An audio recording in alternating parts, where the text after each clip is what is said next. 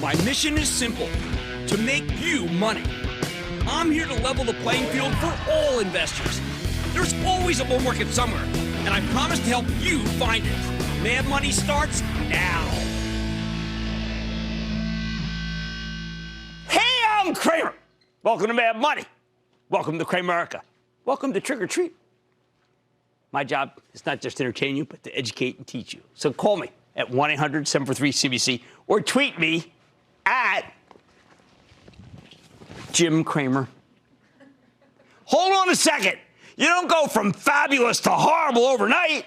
We don't suddenly doubt the entire edifice of a strong consumer. Only on Halloween would anyone accept the trick that we're about to go into recession because of weak numbers and more negative trade talk, rather than the treat of good earnings and low interest rates.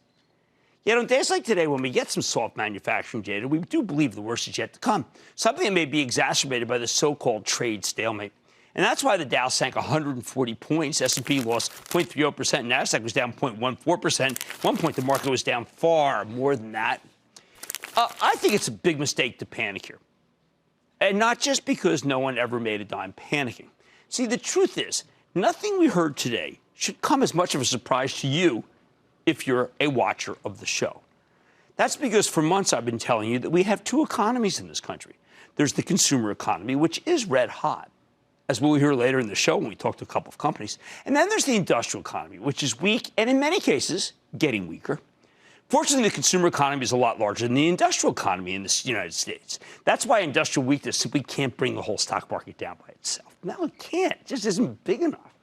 The industrial slowdown can bring down manufacturing, for sure. But with the exception of some companies that cut their forecasts, most of the enterprises are doing pretty well. And by the way, the forecast cutters are few and far between. Now, maybe the industrial stocks have gotten a little too high. I will share that view with you. But the actual fundamentals are better than the macro data certainly would lead you to believe.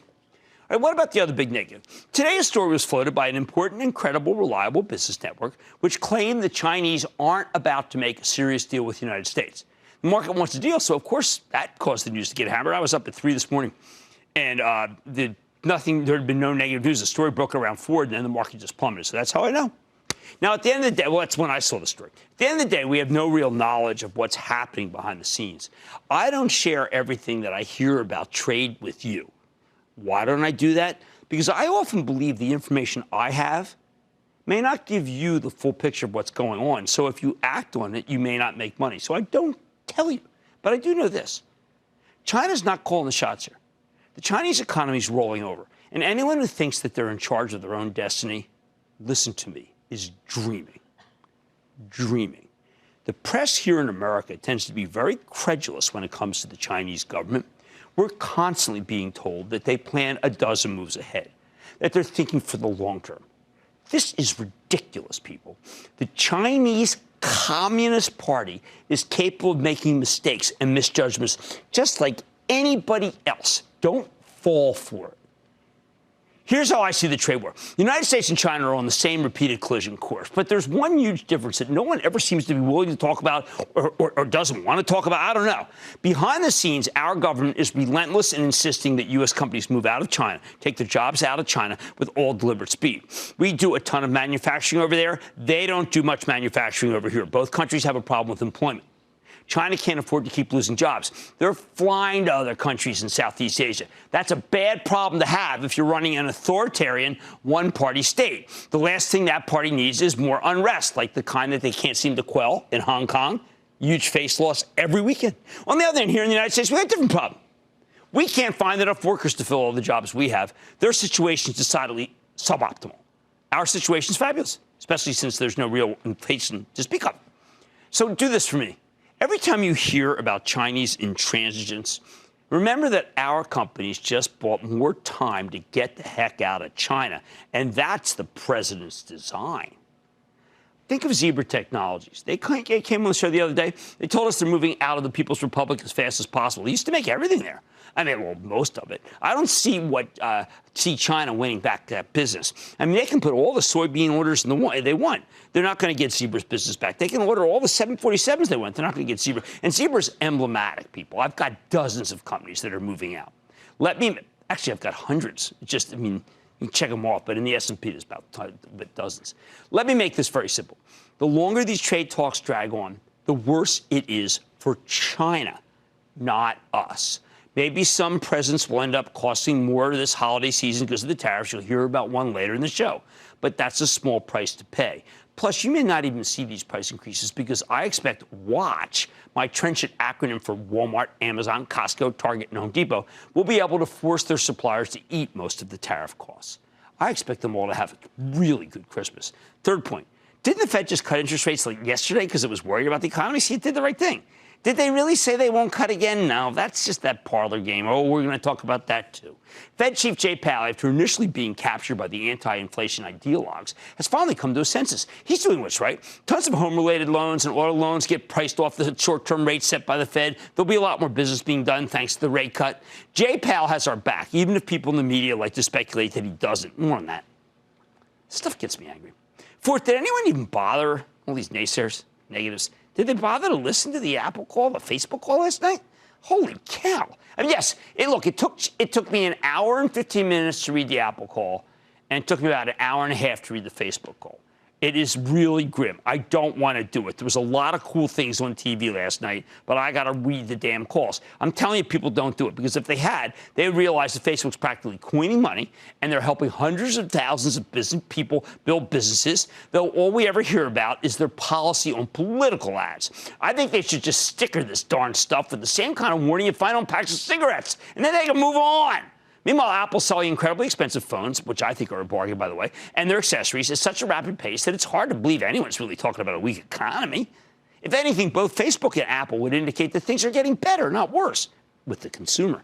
Neither company is totally emblematic of the earnings season. They're way too good. But I got to tell you, when I searched the bevy of all the different conference calls, statements that I read, do you know what? Other than Grubhub, I haven't heard a company say things are terrible. Just Grubhub. And that's a promiscuous situation. What can you do in this era here? I think it's simple. All stocks went up in the most recent rally. Now everything's coming back down in the sell-off. In the rally, the industrial stocks soared, while the food and drug stocks, they meandered up. Those industrials now need to give back some of their gains. But stocks like Bristol-Myers, Merck, Eli Lilly, Biogen, Abbott Labs, they can and should be bought on the way down. Let me give you a couple others I've been reading that I really kind of liked. I like Mondelez. And Waste Management. Don't forget, Walmart, Target, and Costco. They're going to soon reach over to hold territory. That's attractive to me. When we get these sell-offs, we tend to hear broad, sweeping predictions, often of dire proportions. We hear that Apple's moved up too far too fast, so the Starbucks didn't rally, so the quarter must not be that good. In my view, you should be thinking totally the opposite. I want you to view this pullback as a gift. Cross your fingers and hope the market will let you into Apple at lower prices, because it's gotten too cheap given its fantastic evergreen stream of revenue. Tell yourself the sellers were wrong. It is time to pick up some Starbucks, which had a truly fantastic quarter, yet rallied a paltry 37 cents. That stock's a buy. Hey, no ifs, ands, or buts.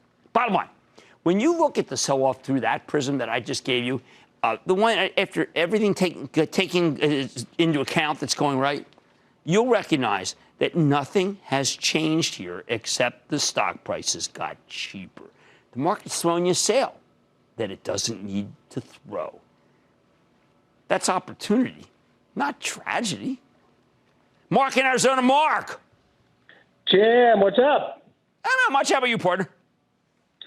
Man, I'm dying here. Why? Of all the cannabis stocks, I thought after Constellation Brands put $4 billion into Canopy Growth, it was going to go.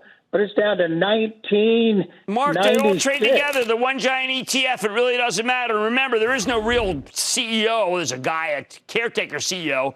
Canopy did not do well under Bruce Linton. Sorry, I know he thinks he did well, but boy, it would have been better just to keep the bat on his shoulders. I do believe that one day cannabis will get its mojo back, but not anytime soon, because there's no earnings to speak of, and the shorts keep landing on all the stocks.